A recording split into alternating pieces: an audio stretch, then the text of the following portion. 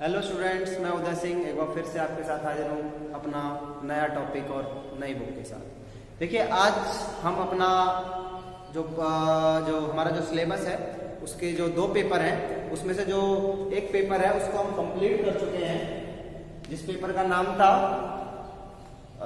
राजनीतिक सिद्धांत के मूल आधार या राजनीतिक विज्ञान के मूल आधार। लेकिन उस बुक को हम खत्म कर चुके हैं, लेकिन अब हम जो नई बुक स्टार्ट करने वाले हैं वो है प्रतिनिधि भारतीय राजनीतिक विचारक। जो भारतीय जो राजनीतिक विचारक हैं उनके बारे में हम इस बुक में पढ़ेंगे।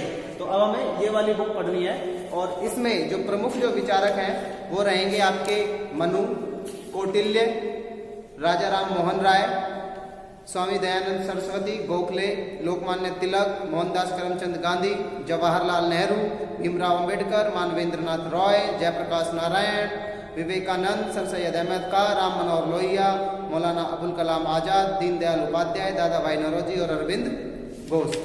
ये इसमें मेन टॉपिक रहेंगे। हम अपने सिलेबस के अकॉर्डिंग इसमें से टॉपिक्स को सेलेक्ट करके पढ़ते जाएंगे। तो आज जो इसका जो सबसे पहला जो टॉपिक है जो हमें पढ़ना है वो है मनु।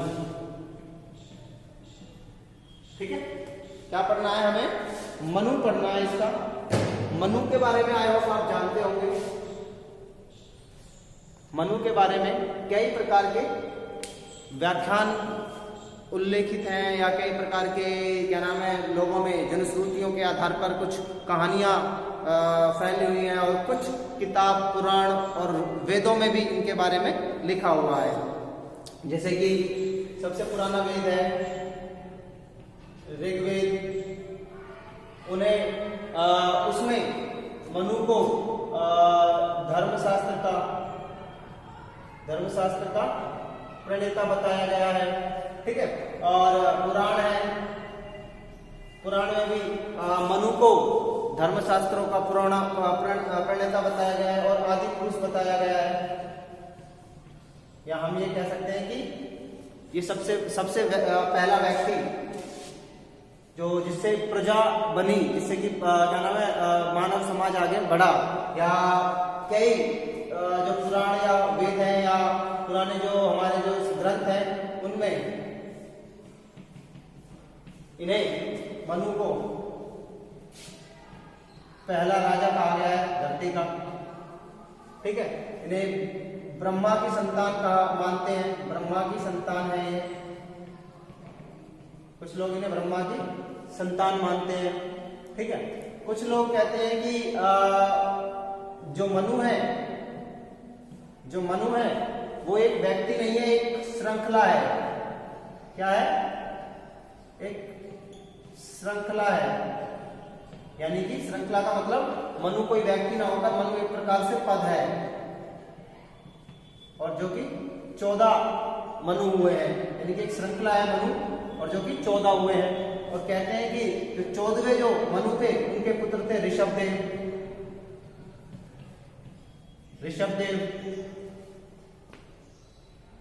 ठीक है, जिन्होंने जो जैन धर्म के प्रवर्तक माने जाते हैं ऋषभदेव। ठीक है, तो कुल मिला के कहने की बात यह है कि जो ऋषभदेव हैं उनके द्वारा उनके जो बच्चे हुए, ऋषभदेव के जो बच्चे हुए, ऋषभदेव और उनकी जो पत्नी थी, ये भी कहा जाता है कि जो मनु के जो पुत्र थे ऋषभदेव, उनके ऋषभदेव की जो पत्नी थी वो और ऋषभदेव दोनों ही बचे थे। एक बार जल की प्रलय आ गई थी पृथ्वी पर जल की प्रलय आ गई थी तो पूरी दुनिया तहस नहस हो गई थी। नाव पर कौन बचे थे? ऋषभदेव और उनकी पत्नी बची थी। ऋषभदेव और उनकी पत्नी से जो संतान उत्पन्न हुई वो 5 संतान उत्पन्न हुई, जिसमें से 2 पुत्र थे और 3 पुत्री थी। इन 2 पुत्र और 3 पुत्रियों से फिर जो बच्चे पैदा हुए उनमें इसके जो पहले पुत्र थे, उस पहले पुत्र से पैदा हुए भरत, जिनके नाम पर भारत पड़ा देश, ठीक है। और दूसरे जो पुत्र और पुत्रियां थी, उनसे अन्य ऋषि और बलशाली राजा पैदा हुए, ठीक है। तो कुल मिलाकर कहने का मतलब है मनु के बेटे ऋषभदेव के बेटे के यहाँ भरत पैदा हुए और अन्य लोग पैदा हुए। तो कुल मिलाकर क्या है कि ऋषभदेव की 5 संतान थी। ऋषभदेव और उनकी पत्नी की टोटल कितनी संतानें थी? 5 संतानें थी, जिनमें 2 पुत्र और 3 पुत्री। इनसे ही बाकी के बच्चे पैदा हुए और इन्हीं से ही संसार आगे बढ़ा। आज जब हम सब जो मानव जाति के जो लोग हैं, माना जाता है कि वह इन 5 संतानों के ही पुत्र है, यानी कि इन 2 भाई और इन 3 बहनों के ही बच्चे हम सब लोग हैं, ऐसा माना जाता है, ऐसा जनश्रुति में माना जाता है। तो कुल मिलाकर कहने का मतलब यह है कि मनु के बारे में बहुत सारे विचार हैं, बहुत सारे तर्क हैं जो दिए जाते हैं अलग अलग टाइम पे। पर हमें मनु में क्या पढ़ना है? हमें मनु में पढ़ना है इनकी एक जो कृति है मनुस्मृति।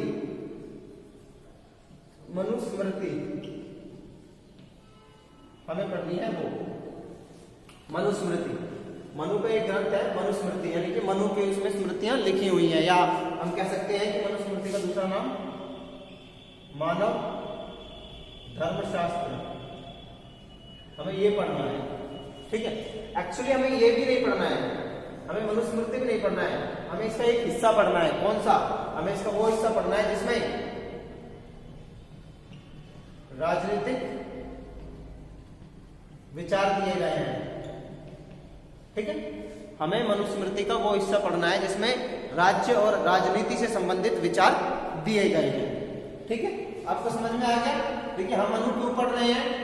क्योंकि मनु के बारे में ये कहा जाता है कि मनु को पहला राजा था, यानी कि धरती का, पृथ्वी का पहला राजा था। उसने राज्य की स्थापना करी, या पहला इंसान था जिससे संसार बना। तो कुल मिला के ये तो एक बहस का अलग मुद्दा है कि वो क्या था क्या नहीं था, लेकिन ऐसा माना जाता है कि उनकी जो रचना थी मनुस्मृति, वो बहुत इंपॉर्टेंट है। हिंदू धर्म ग्रंथों के अनुसार ये बहुत इंपॉर्टेंट है और ये एक प्रकार से क्या थी? ये संहिता थी। मनुस्मृति क्या थी? एक प्रकार से संहिता मतलब संविधान, एक प्रकार से संविधान था। किसका?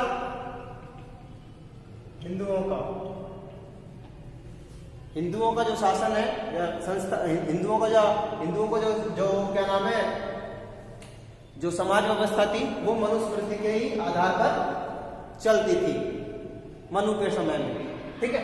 तो इसलिए भी ये इंपॉर्टेंट हो जाता है कि जो मनु का जो समय शासन काल था, या जो पहला राजा था मनु, उसके टाइम में राज्य व्यवस्था कैसी थी? राज्य व्यवस्था कैसी थी उसकी जानकारी लेने के लिए कि मनु के समय में राज्य व्यवस्था कैसी थी, हमें मनुस्मृति का अध्ययन करना पड़ेगा। जब मनुस्मृति का अध्ययन क्यों करेंगे? वो इसलिए करेंगे क्योंकि मनुस्मृति में ही उस समय की राज्य से संबंधित नियम लिखे हुए थे, और राज्य के संबंध अन्य देशों के साथ कैसे होंगे, अन्य राज्यों के साथ कैसे होंगे, इसके बारे में भी लिखा हुआ था। और उस समय की जो आंतरिक जो संरचना थी, आंतरिक जो शासन व्यवस्था थी या सामाजिक व्यवस्था थी, उसका भी वर्णन मनुस्मृति में मिलता है। एक प्रकार से हम कह सकते हैं ये उस समय का क्या था? उस समय की संहिता थी या संविधान था, जिसके अनुसार भारतीय समाज चलता था, हिंदू समाज चलाया जाता था, ठीक है। हम इसलिए ये पढ़ेंगे। अब हमें इसमें भी क्या पढ़ना है? मनुस्मृति में भी वो वाला हिस्सा पढ़ना है जो हमारे पॉलिटिकल साइंस का हिस्सा होगा। तो हम इसमें जो मेन जो पार्ट पढ़ेंगे वो होगा कौन सा? मनु के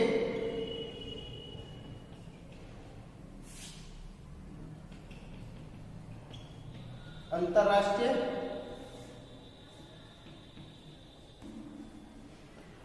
अंतरराष्ट्रीय राजनीति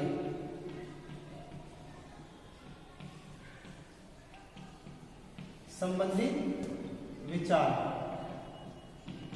अंतरराष्ट्रीय राजनीति में मनु के क्या विचार थे? तो देखिए, अंतरराष्ट्रीय राजनीति में मनु के दो प्रकार के सिद्धांत थे या दो प्रकार के प्रबंध किए थे उसने। एक तो था मंडल सिद्धांत,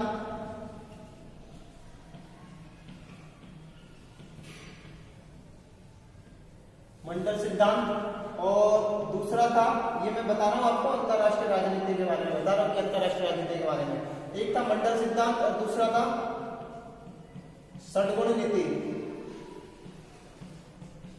ठीक है, ये दोनों ही क्या है? देखिए, मंडल सिद्धांत और षड्गुण नीति दोनों ही विदेश राजनीति या अंतरराष्ट्रीय राजनीति से संबंध रखती है। जो मंडल सिद्धांत है वो बेसिकली ये था कि एक जो राज्य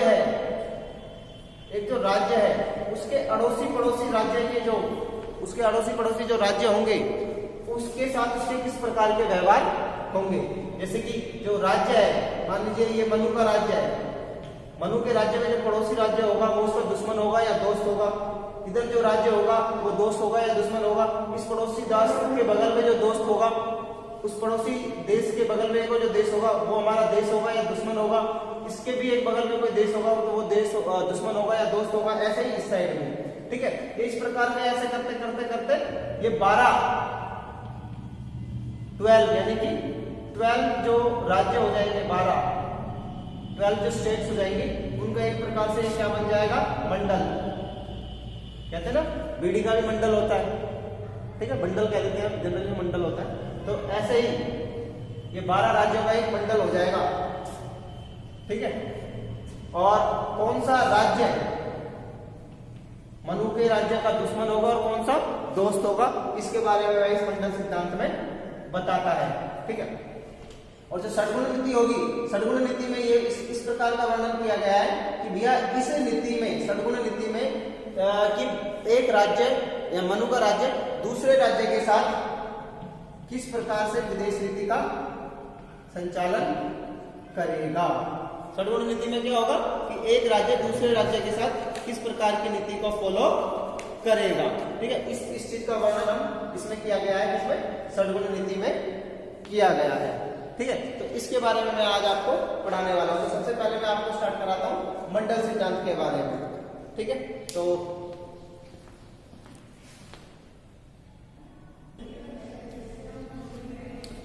हाँ, तो स्टूडेंट्स, मैंने यहाँ पे पूरा चित्र बना दिया है मनु के मंडल सिद्धांत का।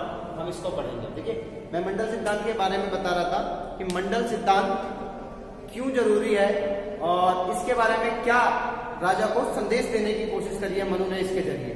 देखिए, मनु अपने मंडल सिद्धांत के माध्यम से राजा को यह बता रहा है, राजा को यह बताता है कि इस मंडल सिद्धांत के अनुसार ही उसे कार्य करना है। अगर इस मंडल सिद्धांत के विपरीत जाकर वह कार्य करता है तो उसका राज्य खतरे में पड़ जाएगा। इसलिए इस मंडल सिद्धांत के जो नियम है उन नियमों को फॉलो करते हुए उसे अपने पड़ोसी देशों के साथ या पड़ोसी राज्यों के साथ संबंध निर्धारित करने चाहिए। तो यहाँ पर जो मनु है, जो मनु का राजा है, मनु का जो राजा है उसे उसने क्या नाम दिया है? विजिगीषु।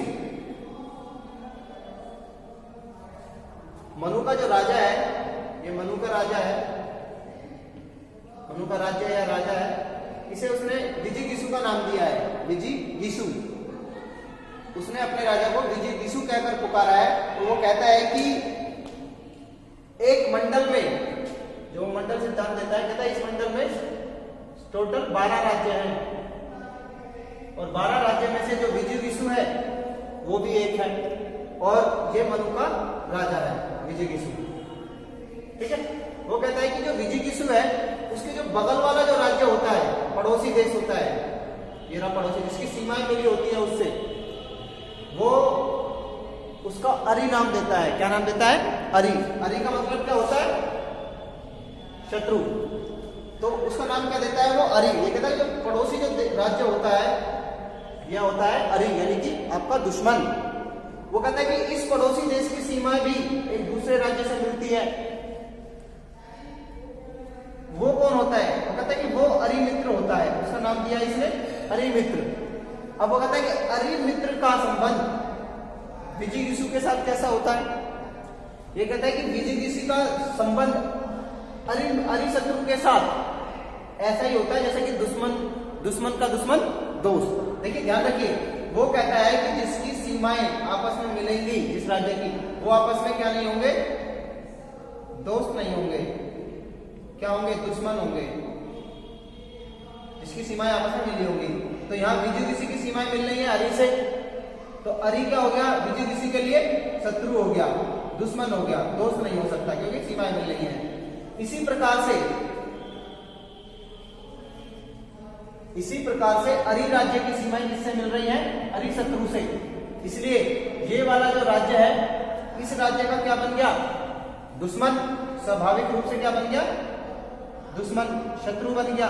और राजनीति क्या कहती है?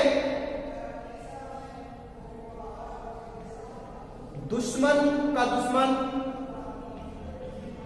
दोस्त, यानी कि हमारा दुश्मन अरि और अरि का दुश्मन अरिशत्रु। तो विजिगीषु का अरिशत्रु क्या बन गया? दोस्त, क्योंकि दुश्मन का दुश्मन दोस्त। तो कहता है कि विजिगीषु का अरिशत्रु के साथ संबंध होगा मित्र का। तो ये कौन होगा? विजिगीषु का मित्र होगा अरिशत्रु। अब कहता है कि इसके बगल में भी एक राज्य होगा, इसका क्या नाम होगा? बोला इसका नाम होगा अरिमित्र। अरिमित्र क्यों? क्योंकि ये अरि का मित्र है। अरि का मित्र क्यों है? वही वाला फार्मूला, क्योंकि अरि का जो पड़ोसी है, और अरि का जो पड़ोसी है वह इसका दुश्मन है और इसका ये पड़ोसी है, तो पड़ोसी के होने के नाते ये दुश्मन होगा, और दुश्मन का दुश्मन होने के नाते ये इसका दोस्त होगा। अब राजनीति क्या कहती है कि जो हमारे दुश्मन का दोस्त होगा, हमारे दुश्मन का जो दोस्त होगा वो हमारा भी क्या होगा? दुश्मन होगा। ऐसी बात है। और जो हमारे दोस्त का दुश्मन होगा वो भी हमारा दुश्मन होगा। हमारे जो दुश्मन का जो दोस्त होगा ये हमारा दुश्मन हुआ, हमारा शत्रु। हमारा शत्रु कौन हुआ? अरि।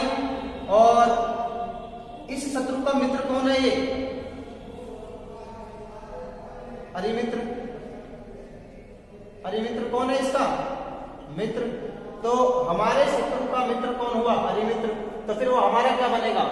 हमारा तो शत्रु बन जाएगा ऑटोमेटिकली। तो ये सिंपल सा कॉन्सेप्ट इसमें यही है कि हमारा जो पड़ोसी होगा वो दुश्मन है, और उसका जो पड़ोसी होगा वो हमारा दोस्त बन जाएगा। क्यों? क्योंकि वो इसका दुश्मन होगा। और ये फिलॉसफी आगे चलती जाएगी। जैसे कि देखिए, विजिगीषु का अरि दुश्मन हुआ, अरि मित्र, जो अरि शत्रु है, सॉरी अरि जो शत्रु है वो इसका तो मित्र है, लेकिन विजिगीषु का मित्र हो जाएगा।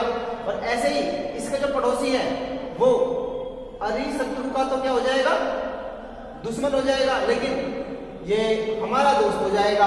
विजिगीषु का क्या हो जाएगा? क्योंकि ये हमारा दोस्त है तो ये क्या हो जाएगा? हमारा शत्रु हो जाएगा। और इसके पड़ोस वाला ये हमारा मित्र हो जाएगा, क्योंकि ये इसका दुश्मन है और इसका दोस्त है। और अरि मित्र मित्र, क्योंकि ये अरि मित्र का मित्र है, इसलिए हमारा क्या हो जाएगा? दुश्मन हो जाएगा। तो यहाँ पे एक सिंपल सी जो बात जो समझने वाली है वो बस यही है कि जो अरि का जो मित्र होगा वो हमारा दुश्मन होगा, और जो हमारा दोस्त होगा वो अरि का दुश्मन होगा। अब एक बार और समझने की कोशिश कीजिए। ये विजिगीषु है जो मनु का राजा है, या मनु का राज्य है, उसके जो पड़ोस वाला जो राज्य है उसका नाम अरि है, और वो विजिगीषु का दुश्मन है। उसके पड़ोस में जो राज्य है उसका नाम है अरिशत्रु, और वह विजिगीषु का मित्र है। इसके पड़ोस में जो राज्य है उसका नाम है अरिमित्र, और ये विजिगीषु का शत्रु है। और जो इसके पड़ोस में जो राज्य है वह है अरिशत्रु शत्रु, यानी कि अरिशत्रु का शत्रु। इसका नाम क्या है? अरिशत्रु का भी शत्रु, अरिशत्रु शत्रु। तो ये विजिगीषु का क्या हुआ? मित्र, क्योंकि दुश्मन के दुश्मन का दुश्मन, दुश्मन के दोस्त का दुश्मन हमारा भी दुश्मन हुआ, हमारा दोस्त हुआ। अरिशत्रु शत्रु, यानी कि अरि के जो देखिए, अरि का मतलब हमारा दुश्मन, शत्रु का मतलब हमारा शत्रु, और ये उसका भी शत्रु। ठीक है। तो एक प्रकार से ये जो अरिशत्रु का जो मित्र, अरिशत्रु का जो शत्रु हुआ वो विजिगीषु का भी मित्र हुआ। और यहाँ पे आ गया अरिमित्र मित्र, तो ये किसका होगा? विजिगीषु का शत्रु होगा। अरिमित्र मित्र, यानी कि दुश्मन के दोस्त का भी दोस्त हमारा क्या होगा, दुश्मन। तो कॉन्सेप्ट क्लियर है। दुश्मन जो हमारा अरी है वो हमारा दुश्मन है, अरी का जो दोस्त है वो भी हमारा दुश्मन, और अरी के दोस्त का जो दोस्त है वो भी हमारा दुश्मन। क्लियर। अब हम आ जाते हैं इधर के पीछे की तरफ के राज्यों के बारे में। तो विजुगिसु की जो सीमाएं हैं वो इधर भी मिलती हैं। देखिए इधर भी मिलती थी, इधर अरी से मिलती थी, इधर किससे मिलती है, इधर मिलेंगी पार्षद ग्रहा से। इसका क्या नाम दिया है इसने, पार्षद ग्रहा। पार्षद ग्रहा क्यों नाम दिया है, क्योंकि ये हमारे पीछे वाला राज्य है, पीठ के पीछे वाला, पीठ का शत्रु है। तो हमारी सीमाएं मिलेंगी तो क्या हो जाएगा हमारा ये स्वाभाविक रूप से शत्रु, क्योंकि सिंपल सा लॉजिक है पॉलिटिकल साइंस में, राज्य के बारे में जिसकी सीमाएं आपस में मिलेंगी वो आपस में क्या बन जाएंगे, शत्रु। इसकी सीमाएं हमसे मिलती हैं, ये क्या बन गया हमारा शत्रु। इसके जो बगल में जो राज्य है वो है आक्रांता, इसकी सीमाएं इससे मिलती हैं हमारे शत्रु से, इसलिए हमारा ये क्या बन गया, दोस्त। इसके जो बगल में जो एक और राज्य है उसकी सीमाएं इससे मिलती है, चूंकि इससे सीमाएं मिल रही है तो इसका दुश्मन बन गया, और जब वो इसका दुश्मन बन गया तो इसका दोस्त बन गया, और जो इसका दोस्त बन गया वो हमारा दुश्मन बन गया। और वैसे भी ये हमारे दोस्त का क्या है, दुश्मन, तो इसलिए हमारे लिए भी क्या बन गया, दुश्मन। ये दोस्त और ये दुश्मन, ठीक है, और ये दोस्त। क्यों, क्योंकि इसकी सीमा इससे मिल रही है, ये हमारा दुश्मन था, ये हमारा दुश्मन था, और इसकी सीमा इससे मिल रही है, और ये आपस में दुश्मनी रखते हैं, इसलिए ये दोनों दोस्त हो गए और हम दोनों दोस्त हो गए। ठीक है, तो इसका नाम पार्षद ग्रहा, जो कि पीठ के शत्रु का मित्र होता है और विजुगिसु का शत्रु होता है। और इसके जो पीठ के जो राज्य होगा उसका नाम रख दिया आक्रांता, यानी कि यहाँ पार्षद ग्रहा और इसका नाम आक्रांता, और जो इसका जो शत्रु होगा उसका नाम पार्षद ग्रहा और इसका जो शत्रु होगा वो आक्रांता होगा। तो इस प्रकार से 10 राज्य हो जाते हैं, 1 2 3 4 5 6 7 8 9 10। क्या कहता है कि ये आगे पीछे जितने भी 10 राज्य हैं ये एक दूसरे के दुश्मन और शत्रु, दुश्मन और दोस्त होते हैं। वो कहता है इनके अलावा भी 2 राज्य और होते हैं, एक तो होता है मध्यम राज्य और दूसरा होता है उदासीन राज्य। वो कहता है कि मध्यम राज्य वो राज्य होता है जो विजुगिसु और अरी इन दोनों की राज्य से इसकी सीमाएं मिलती हैं, यानी कि एक ऐसा राज्य जो इन दोनों की सीमाओं से भी अपने राज्य को मिलाकर रखता है। आई मीन उनकी सीमाएं इस राज्य से भी मिलती हैं, शत्रु से अरी से भी मिलती है और विजुगिसु से भी मिलती है, और ये काफी पावरफुल होता है, और दोनों में से किसी की भी किसी को भी सपोर्ट करने के इतना दमदार होता है कि दोनों में से किसी को भी सपोर्ट कर सकता है और दोनों का मुकाबला इन तीनों से ही दूर होता है। ना तो उसकी सीमाएं विजुगिसु से मिलती है, ना अरी से मिलती है, और ना मध्यम राज्य से मिलती है।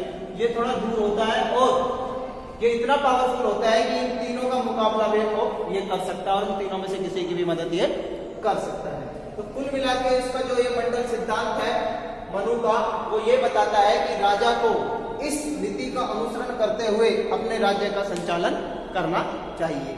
ये है आपका मंडल सिद्धांत। इसके बाद मैं आपको पढ़ाऊंगा इसकी जो षड्गुण जो नीति है, या फिर हम कह सकते हैं इसकी जो विदेश नीति है उसके बारे में, षड्गुण नीति या विदेश नीति के बारे में आपको मैं पढ़ाऊंगा। वो नेक्स्ट टॉपिक में आपको पढ़ा दूंगा। आज के लिए बस इतना ही काफी है। Thank you.